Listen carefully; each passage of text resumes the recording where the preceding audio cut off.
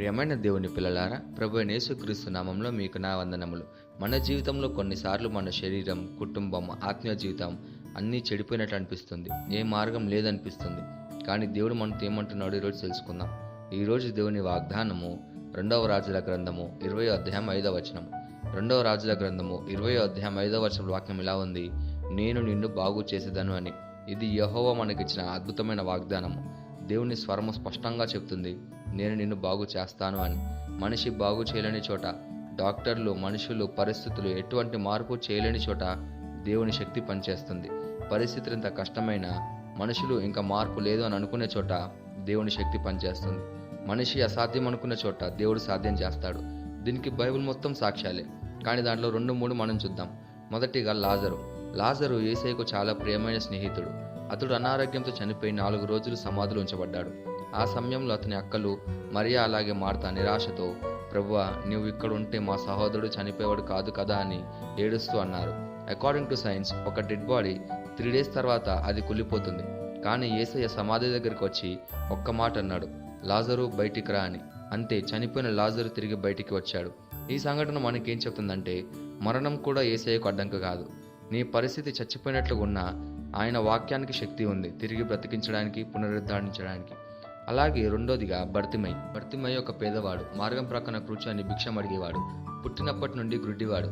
అతని జీవితంలో ఎప్పుడు వెలుగు లేదు.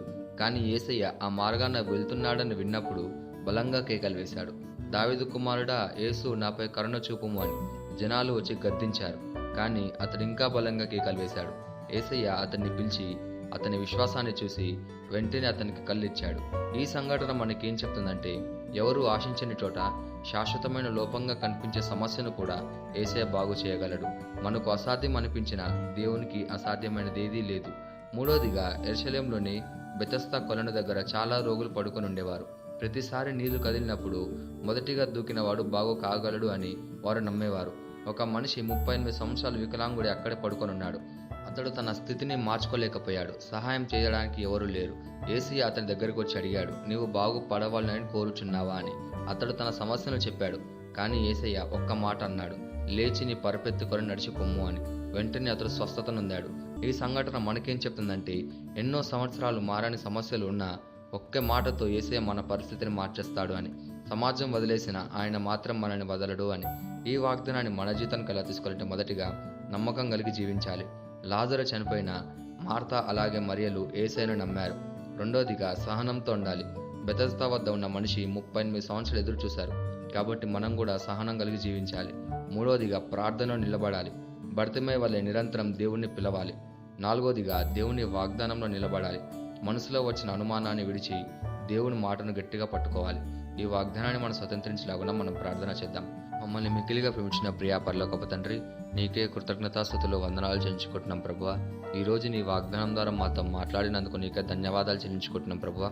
నీ వాక్యం ప్రకారము నీవు నన్ను బాగు చేస్తావని ఈరోజు విశ్వసిస్తున్నాను ప్రభువా. నా శరీరంలో, నా కుటుంబంలో, నా ఆత్మీయ జీవనంలో ఉన్న ప్రతి బలహీనతను, చనిపోయిన ప్రతి అంశాన్ని నీవు బాగు చేయము ప్రభువా.